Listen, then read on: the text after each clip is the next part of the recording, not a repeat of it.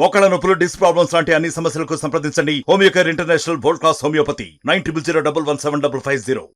రాష్ట్రంలోనే Tirupati region RTC రంగంలో ప్రథమ స్థానంలో నిలిచింది. లాభాల బాటలో నడుస్తూ అగ్రశ్రేణిగా వెలుగుతున్నటువంటి ఆర్టీసీ రీజియన్, తిరుపతి రీజియన్ సంబంధించినటువంటి ఆర్ఎం గారు మనతో పాటు ఉన్నారు. వారిని అడిగి మరిన్ని వివరాలు తెలుసుకుందాం. సార్ నమస్తే, కంగ్రాచులేషన్స్ ఫస్ట్ ఆఫ్ ఆల్.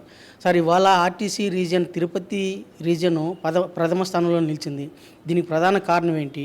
ఎలాంటి చర్యలు చేపడితే ప్రథమ స్థానంలో నిలిచింది సార్? అందరికీ నమస్కారాలు. తిరుపతి జిల్లాలో 11 డిపోలు, 4500 సిబ్బంది, 950 బస్సులు, రోజువారీగా 3,50,000 కిలోమీటర్లు నిత్యం తిప్పుతున్నాం. దీనిలో ప్రధానంగా తిరుపతి తిరుమల మధ్య కూడా ప్రతి నిత్యము 1600 రౌండ్ ట్రిప్పులు కూడా తిప్పుతున్నాం. 90,000 మంది ప్రయాణికులను చేరవేస్తున్నాం. ఇక్కడ మాకు ప్రధానంగా అందరూ కలిసి సమిష్టిగా కృషి చేయబట్టే ఇది సాధ్యమైంది. సీజన్కు అనుగుణంగా కూడా బస్సులు నడపడం, ప్రయాణికుల అవసరాలని ముందుగానే గుర్తించి నడపడం, తర్వాత తిరుమలకు విశేషంగా వచ్చే భక్తుల్ని శని, ఆది, సోమవారాలు మరియు సెలవుల్లో కూడా ప్రత్యేకంగా అదనపు ట్రిప్పులు తిప్పడం, వాళ్ళకు అనుగుణంగా తిప్పడం వలన కూడా ఇది సాధ్యమైంది. దీనికంతా కూడా మాకు అద్భుతంగా పనిచేసిన డ్రైవర్లు, కండక్టర్లు, మిగతా మెకానికల్ సిబ్బంది, సూపర్వైజర్లు, ఆఫీసర్లు కూడా అంతా కమిస్ట్గా కృషి చేశారు.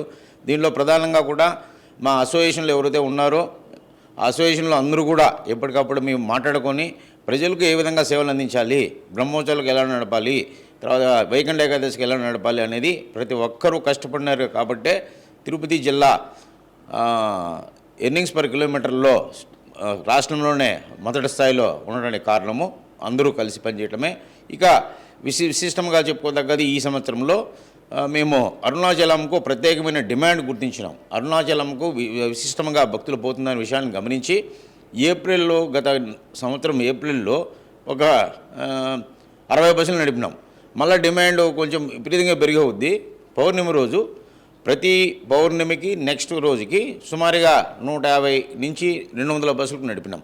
వాటిల్లో భక్తులు మాకు ఏసీ బస్సులు కావాలా, సూపర్ లగ్జరీ కావాలంటే కూడా వాటిని పెట్టడం జరిగింది.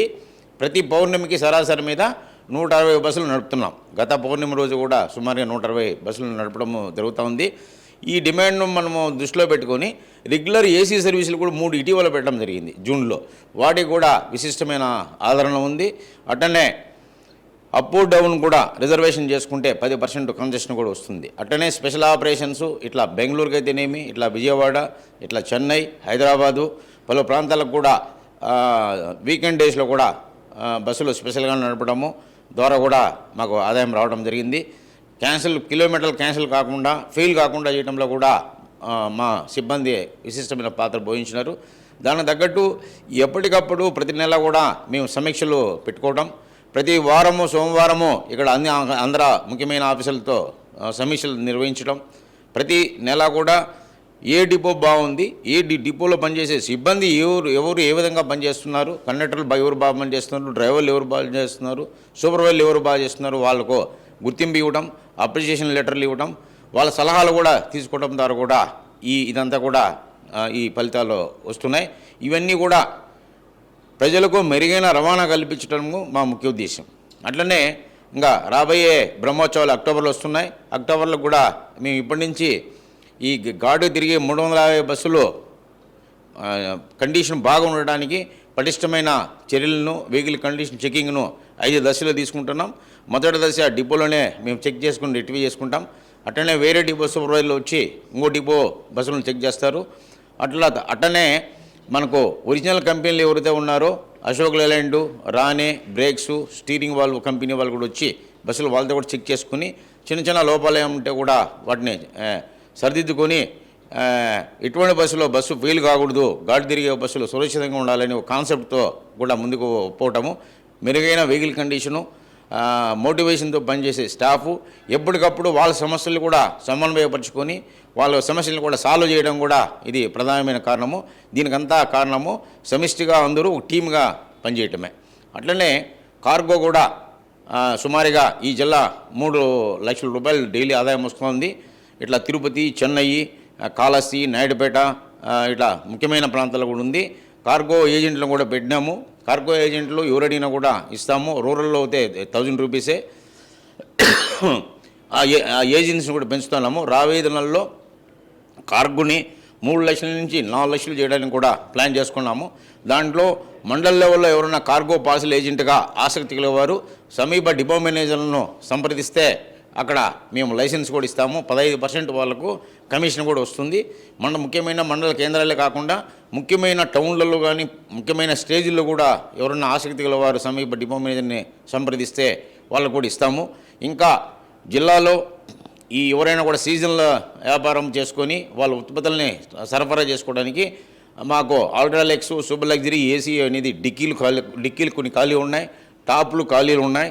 ఆసక్తి గలవారు మా బస్సుల్లో ఉండే స్పేస్ను వాడుకుంటే తద్వారా కూడా కార్గో విస్తరణ చేయడానికి ఉంది.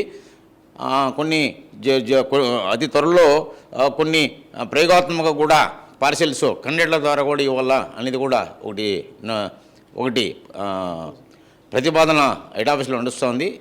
అవి కూడా నడిస్తే కండక్టర్ల ద్వారా కూడా తీసుకొని ప్రతి సర్వీస్కి కూడా పార్సెల్ ఇవ్వడానికి కూడా అవకాశం ఉంది. అట్లా ఇస్తే కూడా ఇంకా మెరుగైన కార్గో ఆదాయం రావడానికి అవకాశం ఉంది. అట్లనే ఇంకా శబరిమల్లి కూడా మేము మా సీజన్ బట్టి బస్సులు నడుపుతాము. ఇట్లా నవంబర్ నుంచి జనవరి వరకు ఉంటుంది. మేలమరమూతులు కూడా డిసెంబర్, జనవరిలో కూడా ఉంటుంది. అట్లా పిలిగ్రిమ్స్ కూడా అనుగుణంగా కూడా తిప్పడం కూడా ముఖ్యమైన కారణము. రాబోయే దినాల్లో ఇంకా కూడా పిలిగ్రిమ్ ప్యాకేజ్ టూర్లు పెట్టాలని కూడా ఒకటి పరిశీలిస్తున్నాము. ముఖ్యంగా ఈ కాణిపాకము, కాళహస్తి, తర్వాత తిరుమల వీటిని లింక్ చేసుకుని పెట్టడానికి కూడా ఉంది. ఇటీవల నేషనల్ హైవే మనకు ఉండటం మూలంగా కాణిపాకము గతంలో 1:45 పెట్టే జర్నీ ఇప్పుడు స్ట్రైట్ ఇట్లా నేషనల్ హైవే చిత్తూరు ద్వారా పెట్టడం ద్వారా 1 గంటకే భక్తులు తిరుపతి నుంచి కాణిపాకం ప్రయాణం చేస్తున్నారు. వాటికి కొన్ని ఏసీ సర్వీసులు, కొన్ని ఆల్టర్నేటివ్ సర్వీసులు కూడా పెట్టినాము. రాబోయే దినాల్లో మరింత సమన్వయపరిచి ఇటు తిరుపతి, తిరుమల అట్లనే కాణిపాకం, కాళహస్తి కూడా లింకును ఎస్టాబ్లిష్ చేసి అతి తక్కువ టైంలో ప్యాసింజర్కు టైం వేస్ట్ కాకుండా, వృధా కాకుండా, అంటే భక్తులకు వృధా కాకుండా ఏ విధంగా చేయాలని దాన్ని కూడా త్వరలో కార్యాచరణ ప్రణాళిక కూడా చేసుకుని చేయాలన్నాం. అట్నే అరుణాచలానికి పౌర్ణమి రోజు విశిష్టంగా మన ఆంధ్రప్రదేశ్ నుంచి పోతున్నారు. దాంట్లో స్టేట్లో పోయే ఆదాయంలో 38% ఈ జిల్లా నుంచి వస్తుంది. సుమారుగా 160 బస్సులు మనం నడుపుతున్నాము.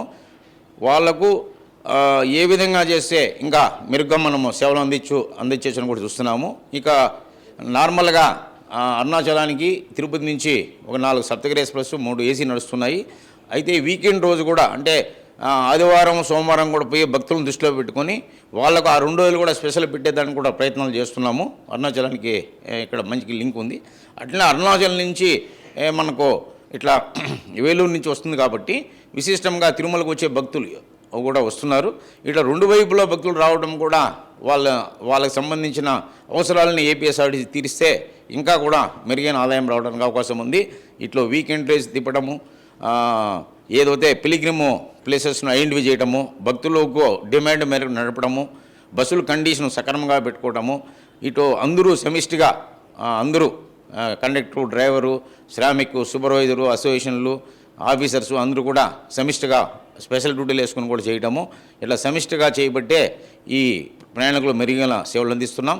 రాబోయే దినాలు కూడా ఇంకా మెరుగ్గా అందిస్తామని, కార్గో ఆదాయాన్ని పెంచుకొని ముందుకు పోతామని ఈ సందర్భంగా మీకు తెలియజేస్తూ ఏపీఎస్ఆర్టీసీ బస్సులోనే ప్రయాణం చేయాల్సిందిగా ప్రయాణికులకు అభ్యర్థిస్తున్నాం. సార్, ఇంకోటి ప్రధానంగా ఇప్పుడు తిరుమలకు ఎలక్ట్రికల్ సర్వీసెస్ ప్రవేశపెట్టాము. ఆ ఎలక్ట్రికల్ బస్ సర్వీసెస్ని ఇంకొంచెం జిల్లా మొత్తం స్ట్రెంగ్తన్ చేసే అవకాశం ఉందా? రెండోది ఏంటంటే ఎలక్ట్రికల్ బస్సులు ప్రవేశపెట్టిన దానివల్ల మెకానిక్స్కు వాళ్ళకి ఉపాధి అవకాశాలు సన్నగిలుతున్నాయి, మెర్జ్ చేసే అవకాశం ఉందని చెప్పి ఒక వాదన వినిపిస్తూ ఉంది.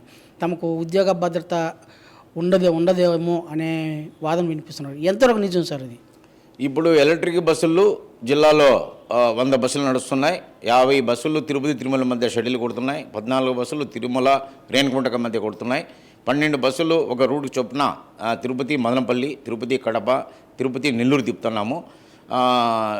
ఇప్పుడు ఉన్న వాళ్ళకి ఎవరికి ఏం లేదు. ఉద్యోగ భద్రత అనేది అందరికీ ఉంటుంది. ఎటువంటి సర్వీసులు మనకున్న టెక్నాలజీని వినియోగించుకొని పొల్యూషన్ తగ్గించాలనే ఒక సదుద్దేశంతో ఈ బస్సులు పెట్టడం జరిగింది. వీటిల్లో విశిష్టంగా తిరుపతి, తిరుమల మధ్య విశిష్టమైన ఆదరణ ఎలక్ట్రిక్ బస్సులు వచ్చిన విషయం మీకు తెలిసిందే. పొల్యూషన్స్ కూడా రాబోయే దినాల్లో తగ్గించడానికి మరిన్ని ఎలక్ట్రికల్ బస్సులు పెట్టడానికి కూడా ప్రతిపాదనలు పంపిస్తుంది. సరే ఇది కాకుండా అంటే తిరుపతి జిల్లాలో ప్రధానంగా తిరుమల తిరుపతి ఎలక్ట్రికల్ డిపోలుగా మార్చే అవకాశం ఉందని చెప్పి అనే ప్రతిపాదన ఉన్నాయి. అది కాకుండా జిల్లాలో ఇంకేడన్నా ఎలక్ట్రికల్ బస్సు డిపోలుగా మార్చే అవకాశాలు ఉన్నాయి సార్? మీకు తెలిసిందే, రాబోయే దినాల్లో ఎలక్ట్రిక్ బస్సులకు విశిష్టమైన స్థానం ఉంది. పొల్యూషన్స్ ఉండవు. వాటి ఒక బ్యాటరీ ఛార్జింగ్ చేస్తే ఎన్ని కిలోమీటర్లు పోతుంది దాన్ని బట్టి కూడా బస్సులు కొన్ని వస్తున్నాయి. రాబోయే దినాల్లో మరింత విస్తరించే అవకాశం కూడా ఉంది. ప్రభుత్వం కూడా ఆ దిశగానే ప్రయాణిస్తుంది. సెంట్రల్ గవర్నమెంట్ కూడా ఎలక్ట్రిక్ బస్సెస్ విరివిగా పెట్టి పొల్యూషన్ తగ్గించడానికి ఇట్లా స్టేట్ గవర్నమెంట్లు కూడా సబ్సిడీ ఇవ్వటము, తద్వారా కూడా ఈ స్కీములు రావటము జరుగుతున్న విషయం తెలిసిందే. టెక్నాలజీ విస్తరించే కొద్దికి ఈ ఎలక్ట్రిక్ బస్సులు వినియోగం కూడా విరివిగా అన్ని ప్రాంతాలకు పోయే అవకాశము మెండుగా ఉన్న విషయం మీకు తెలిసిందే. సార్ అలాగే తిరుపతి బస్టాండ్ని మోడల్ బస్టాండ్గా తీర్చిదిద్దాలని ఒక ప్రతిపాదన చాలా రోజులుగా పెండింగ్ ఉంది. అది ఎంతవరకు వచ్చింది సార్? ఆ ప్రతిపాదన అవకాశం ఉంది, అమలయ్యే అవకాశం ఉందా, లేకపోతే ఇంకా హోల్డ్ చేసే అవకాశం ఉందా? ఇక్కడ 13.4 ఎకరాలు ఉంది మొత్తము. వాటిని సమగ్రమైన మోడర్న్ లైన్స్లో బస్ స్టేషన్ ప్రతిపాదన అనేది ప్రభుత్వం దగ్గర ఉంది. ప్రభుత్వము అక్కడ హెడ్ ఆఫీస్ వారు పరిశీలి చేస్తున్నారు. Okay sir. అలాగే తిరుపతి అలాగే ప్లస్ కాణిపాకము కాళాశ్రీ వీటిని క్లబ్ చేస్తూ ఇంటర్ సర్వీసెస్తో పాటు అంటే ఈ మెట్రో సర్వీసులు కూడా ప్రవేశపెట్టాలని ఒక ప్రపోజల్ ఇదివరలో ఉన్నింది. అది ఎంతవరకు నిజం సార్? ఏదో మెట్రో కావచ్చు, ఎక్స్ప్రెస్ కావచ్చు, వాళ్ళకు లింక్ ఒకటి ప్యాకేజ్ టూర్లు మాదిరిగా పెట్టడానికి ఒకటి కొంచెము దగ్గరలో చేయాలన్నాము. అది ఇది మనకు ఆర్ఎం గారు విశదీకరించారు. ప్రధానంగా తిరుపతి జిల్లాను మరింత అభివృద్ధి చెందడమే కాక రవాణా సంస్థను మరింత మెరుగుపరుస్తూ ప్రయాణికులకు మరిన్ని బస్ సౌకర్యాలు అందుబాటులో ఉంచుతూ వారికి మెరుగైన సేవలు చేసేందుకు తాము ప్రణాళికాబద్ధంగా ముందుకు సాగుతున్నామని చెప్పేసి అలాగా ప్రణాళికాబద్ధంగా ముందుకు సాగిన దాని వల్లే ఇవాళ రాష్ట్రంలోనే తిరుపతి రీజియన్ ప్రథమ స్థానంలో నిలిచిందని చెప్పి పేర్కొంటున్నారు. వీడియో జర్నలిస్ట్ మణితో రవి, RTV తిరుపతి. మరిన్ని వీడియోస్ కోసం ఛానల్ ని సబ్స్క్రైబ్ చేయండి. లేటెస్ట్ అప్డేట్స్ కోసం వాట్సాప్ ఛానల్ ని ఫాలో చేయండి. అండ్ లింక్ డిస్క్రిప్షన్ లో ఉంది.